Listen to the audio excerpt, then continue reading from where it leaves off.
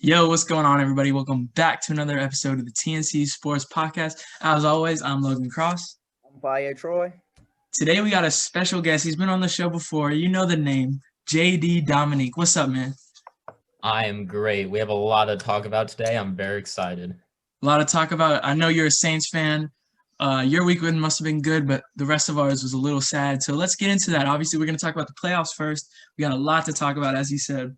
The first game, I'm going to let Fayed, I want you to talk about this devastating loss from Seattle. I want to hear it from your perspective. What went down?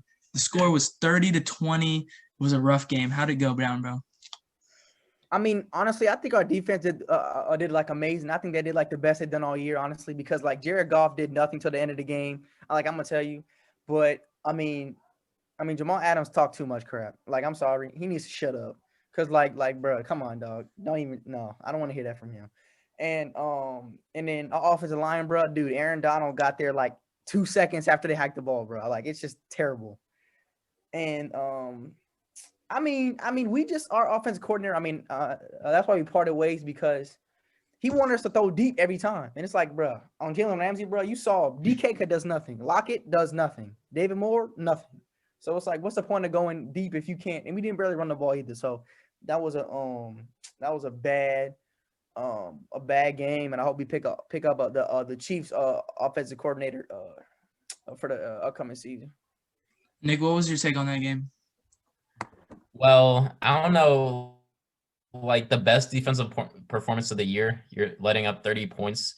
I don't know about that, but if that's what you think, you're a Seahawks supporter. But I was pretty sad to see John Warford, or I forget how you pronounce it, but Wolford. You're close.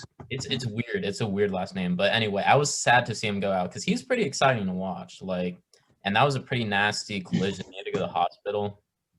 But I mean, the Rams, Aaron Donald, I'm a big Aaron Donald supporter. Like, what he does is insane.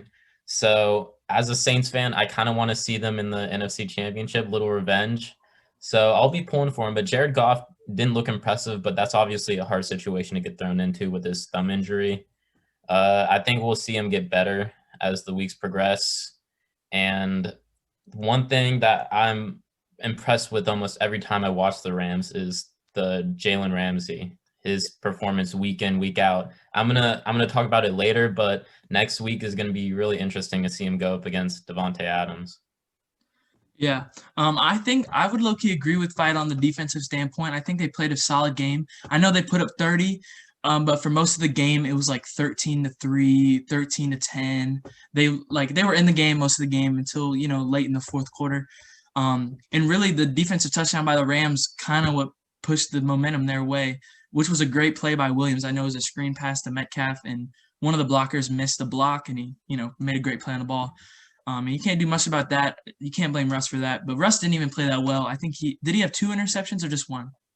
He should have had 3, but he had 3. But he didn't play his best game. The Rams are obviously the best defensive football. They got the best defensive lineman in football, and probably the best corner in football, who's proven himself week in and week out. So that was awesome to see. I was rooting for the Seahawks. I picked them last week. Sadly, it didn't happen. Also, it was interesting to see how Jared Goff was active, but Walford started, and obviously Goff came in. I just think he obviously wasn't ready because 11 days off thumb surgery, came in and played. And he played okay. He didn't turn over the ball, which was good, and he threw 1 touchdown to Robert Woods that kind of sealed the game. So yeah, it'll be interesting, especially with the game next week. Packers have one of the best O-lines in football and one of the best, passing attacks in football. So that'll be fun to watch. But we'll get into that when we kind of predict the games later on.